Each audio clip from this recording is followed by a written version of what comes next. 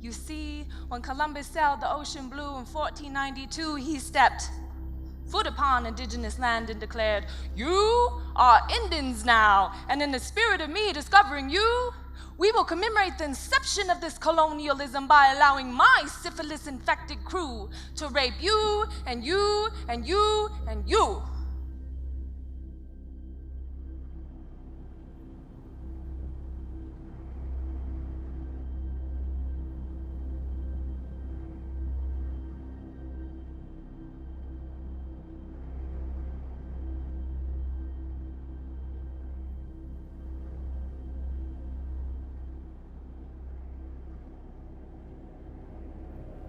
Women have taken the brunt of colonization. We're still living in it. We're still targets. Every tribe had a trail of tears, y'all. It wasn't just the Cherokee.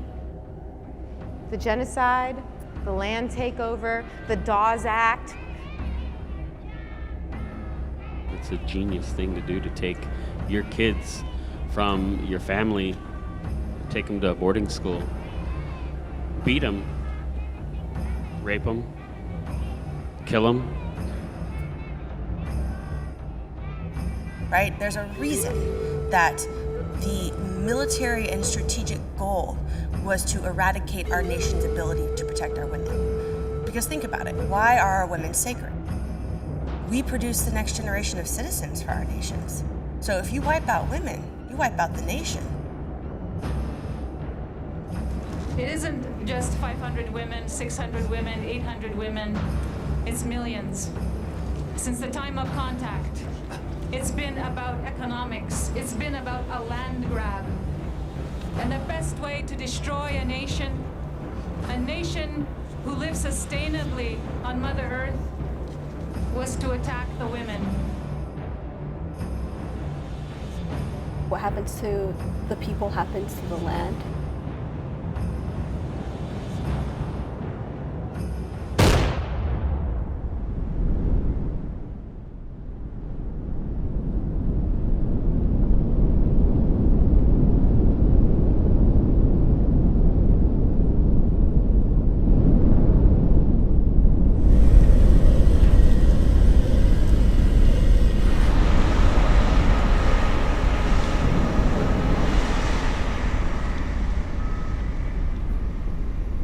There's a direct relationship of the rapes that are occurring to our Mother, the Earth, is the same thing that's occurring to our women.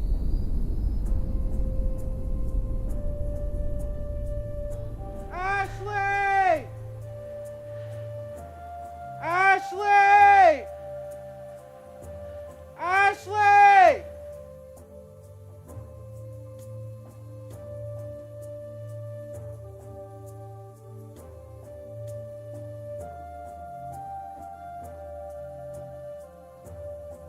We've had people disappear out of this bar, women being raped when they leave. Living here my whole life, I guess I don't even know. There's been so many, I couldn't even count them.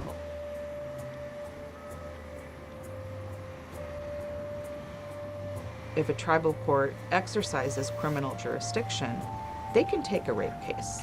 There's two main restrictions, though. One, if it involves a non-Indian defendant, they can't. The other limitation is a sentencing cap. Congress passed a law that said you can only sentence an offender to 1 year, maximum. And that would be for any crime. That includes homicide, it includes child sexual abuse, it includes rape. When you think about rape and you think about somebody who's a perpetrator of that kind of crime, and you think, what do they deserve? 1 year doesn't usually sound like the right answer. The Justice Department says non-Native men commit the vast majority of assaults and rapes against Native women. And 2 federal attorneys, who are often the only lawyers who can try non-Natives who commit crimes on reservations, often don't prosecute them.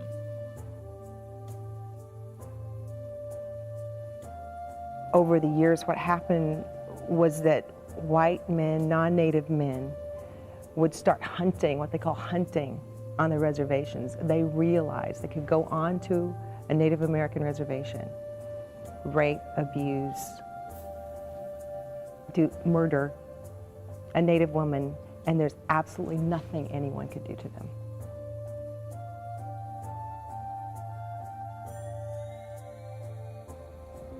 When the system has failed you time and time and time again, you don't feel empowered. You don't feel like you want to stand up and speak out and report people and accuse people.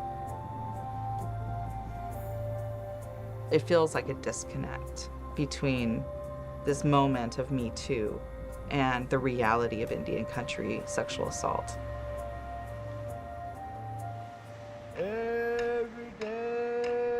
This isn't part of our tradition and our culture, and we need to take back, you know, our communities.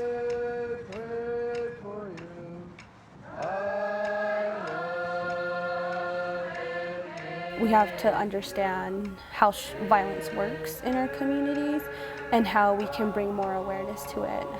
Because it's truth that liberates, it's truth that emancipates.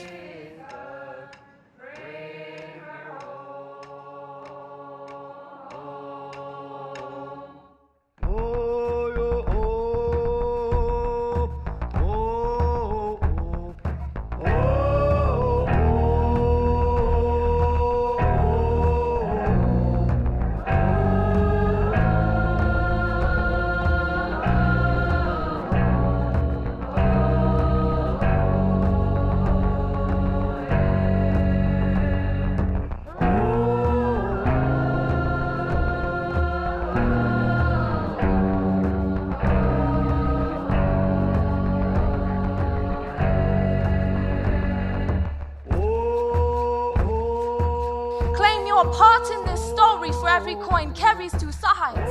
Where you can start is with our mistold history and American beliefs that over the centuries have normalized this violence Native women contend with when our fathers and sons choose them to sexually terrorize. We can no longer remain bystanders while the self-determination of Native women continues to be undermined.